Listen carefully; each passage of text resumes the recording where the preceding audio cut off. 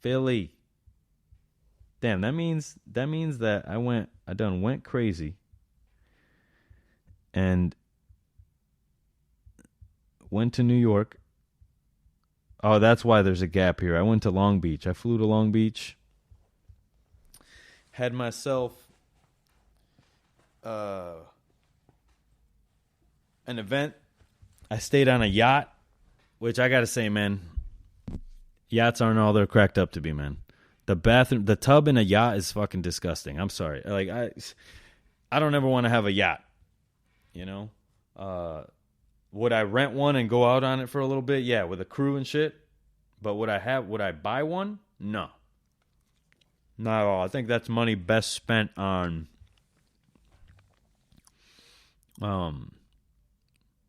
cool cars. Right? Cool cars and life experience. If I was in the market for a yacht and had that bit of money, I'm sure at some point in my life I probably will. I will. No, I will. Put that out there. I will. Sucio will be king. Okay, here we go. So I go up to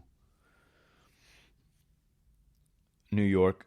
I do all those podcasts. I also talk to Dave Dreyfus of Best Damn Cookie. Shout out to him. Shout out to Mo. Shout out to Logic Thompson, who created my design. If you guys need any design shit, fucking talk to him. He's the man. He's like putting artwork in Airbnbs and doing all types of shit. He's got working on a black comic book series. It's fucking dope. All the things that he's been able to do. He's a fellow listener as well, and we've been able to forge a relationship through our professional dealings in the art world, where he's the artist, I'm the podcast person, you know, and he helped me out identify what the logo of that was going to be. So thank you. Then I leave New York. I go to Connecticut, hang out with my mom. Shout out to my mom's, Jennifer Rodriguez, Clara Feliciano. What up? That's my fam right there. Love them. I also stayed at my cousin's house, Natalie. Shout out to Natalie, Natalia Rosas, and her husband, Manny Valerio. I tattooed almost all of my right arm. They own a tattoo shop in Bridgeport, Connecticut called Sovereign Gallery. It's dope. Shout out to them for being business owners, for putting themselves out there like that. It's a hard world to be a business owner in right now with this COVID shit. With tattoo parlors, tattoo shops being directly affected by what's going on. But great hospitality. Then I shot up to Rhode Island, and that's when I talked to fucking... Why is this flying away from me right now? You know why? Because I'm dropping shit like after I'm fucking... I dropped a whole Northeast collection, right? All the New York ones and the Rhode Island one with Chef Andy Tex of Newport Wines. Andy Texera, Chef Andy Tex on Instagram. Cool motherfucker. And I mean, that ranch at Newport Vines, they farm all of their onions.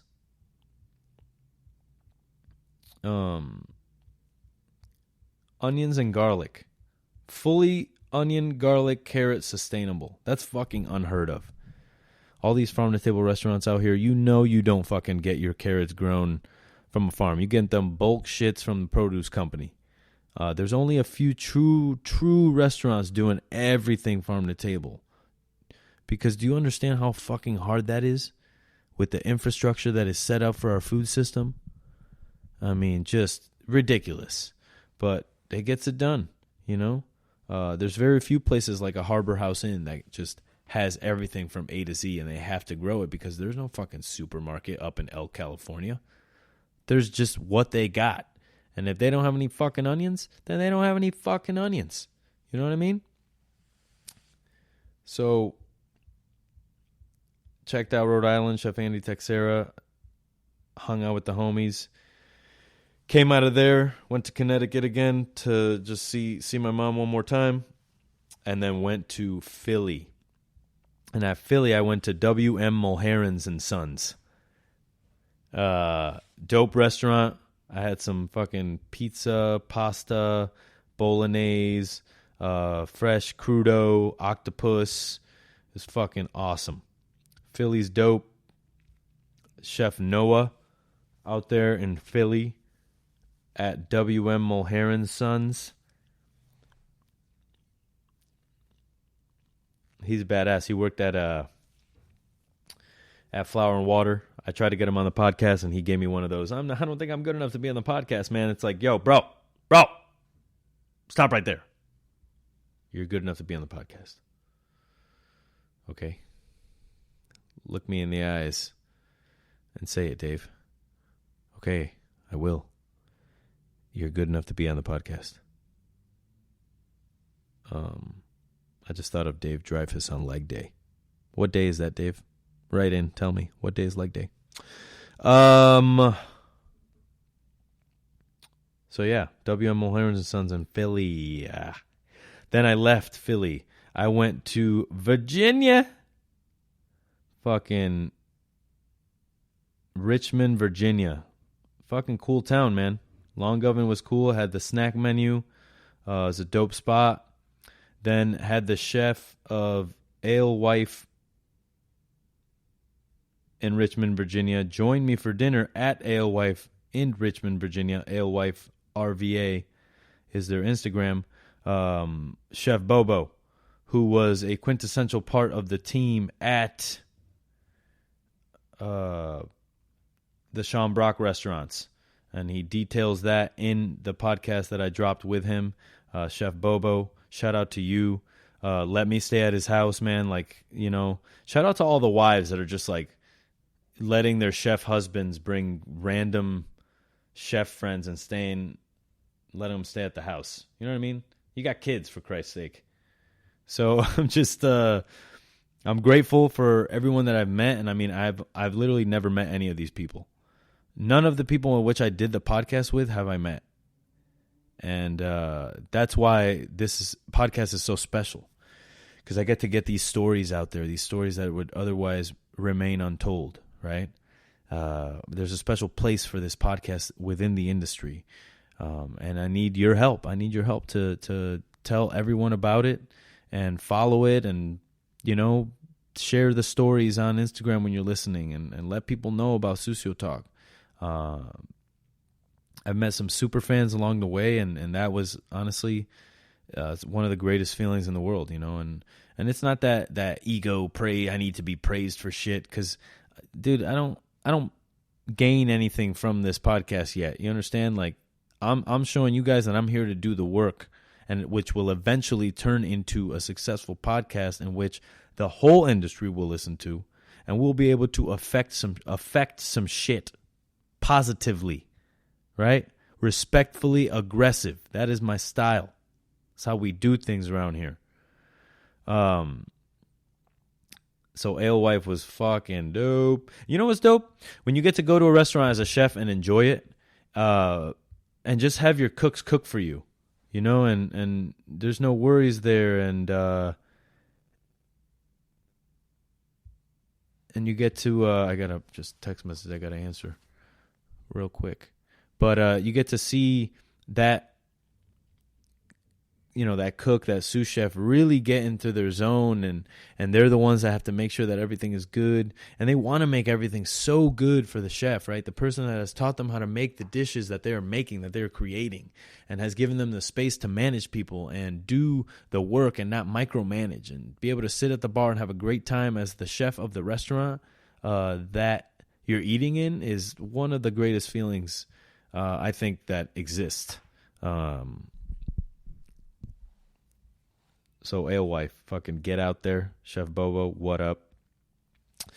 Then I went to fucking Charleston, North Carolina.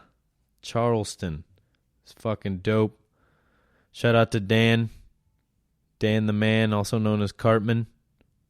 You guys know what it is. Had a great time with him. Let me stay at his house. Stayed on the couch. Good ass dude. So, Oh, and something I forgot to mention about the city of DC. I also did a podcast with Chef Bobby. Bobby with one B on Instagram. Bobby with one B. Like Bobby but with one B. Super cool dude. Reached out while I was in DC, and I said, "Hey man, let's do the podcast." He likes to listen to it, so I had him on, and it was dope, man. It was the perspective of a chef who grew up, under a rock star chef who was his mom, and like single-handedly turned what people thought Laotian food was around, and truly was using the techniques that she grew up with. Because apparently, and this was an interesting part, and Chef Colby talks about this too. He says a lot of these restaurants that are like Japanese or Chinese are just labeled that, and the people are realistically they're Vietnamese, they're from Thailand, right? Laos, and they can't get customers in the door if they advertise their place as a Laotian restaurant, right? So I hope I'm saying that right. Am I saying that right? Laotian? Laos. Yeah, Laotian. So the fact that she had to open something, label it another cuisine, just to be able to cook Laotian food at her spot was a sacrifice she had to make, because how strong people's pride is in their culture, right? It's hard to ask somebody to change that. So, it's a testament to her, Chef Sang, for seeing that and recognizing it and capitalizing on it. And now they got like fucking 3 restaurants, and more in Virginia, so he's got a whole little restaurant industry, and he details his, working with family and how that dynamic can be sometimes, which it's very tough, and in the hospitality industry, we find ourselves, a lot of us, in relationship with other people within the industry. So, our perspectives can be very similar, and sometimes that causes a little bit of friction. When you're with that person 100% of the time at home and working, that's a tough relationship to balance. And shout out to those who make it work and they fucking excel at it, right? Because it's not an easy thing and it's not for everybody. So Chef Bobby with one B. I was going back to DC to highlight my homeboy. I forgot to mention him when I was talking about DC. What the fuck, Dave? You son of a bitch. So Charleston was dope. I ate at The Ordinary with my boy Dan. Shout out to Dan. Then I went from Charleston, I drove to New Orleans. That shit was like 14 hours. Crushed it. Did it with a 2-hour nap in between. Like just absolutely crushing hours of driving. This whole road trip, 14,000 miles, 50 days of being on the road, baby. Living that nomad life. No home. Just a goal. Just a dream. Just a man in his Camaro. People be like, where's your RV? Bro, I'm doing this shit in a Camaro, son. Because that's what we do out here. You know what I'm saying? If you want to make a podcast road tour happen, you make it happen. That's what you do, chef. You understand? So, The Ordinary was awesome. Great food, clean flavors, good company, big-ass bar, just like tall bar, good oysters. Then I went to Margie's Grill in New Orleans. Yo, Margie's Grill, fire, son. I had some raw prawns there, and like a papaya salad that was fucking fire. And then the roasted chicken was dope. I ate half a chicken on my own. Hung out with some friends, Serene Bay. Fucking cool ass dude. Got to chill with the homies one night. Smoked some weed out of a fried chicken pipe. Fucking dope pipe. As I'm taking a picture of this beautiful site in the city, there's just like homeless people sprawled out everywhere. And I saw that everywhere I went. every single place that I went to.